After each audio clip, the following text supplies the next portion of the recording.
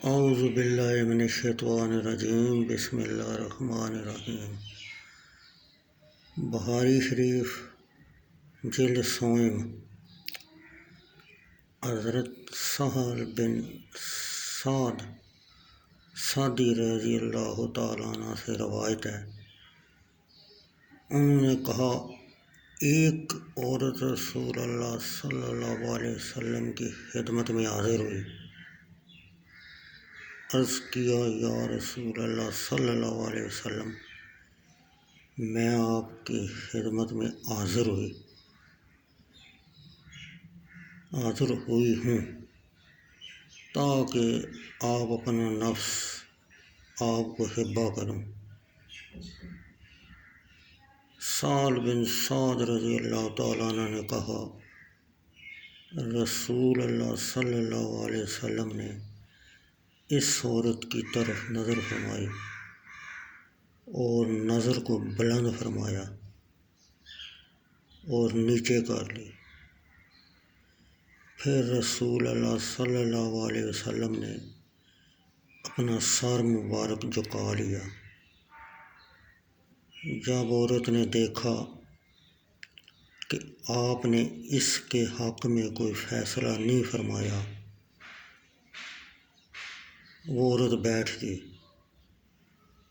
آپ کے اصحاب میں سے ایک شخص کھڑا ہو کر عرض کرنے لگا یا رسول اللہ صلی اللہ علیہ وسلم،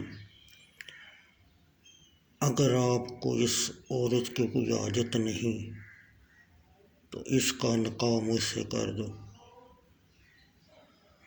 آپ صلی اللہ علیہ وسلم نے فرمایا تیرے پاس حق مہر کے لیے کوئی چیز ہے؟ اس شخص نے کہا باخدا یا رسول اللہ صلی اللہ علیہ وسلم، کوئی چیز نہیں۔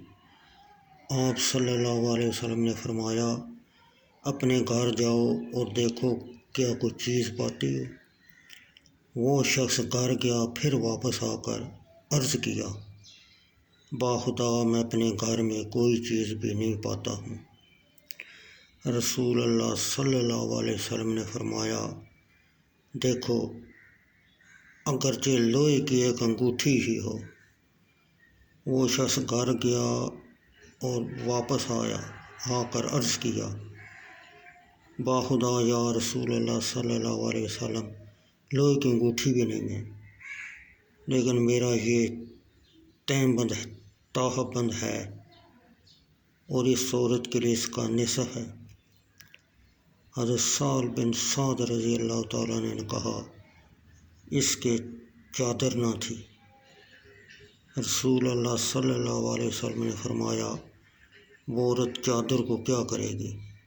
اگر تو نے اس کو پہن لیا اس عورت پر کچھ نہیں ہوگا، اور اگر اس عورت نے اسے پہنا تو تجھ پر کچھ نہیں ہوگا۔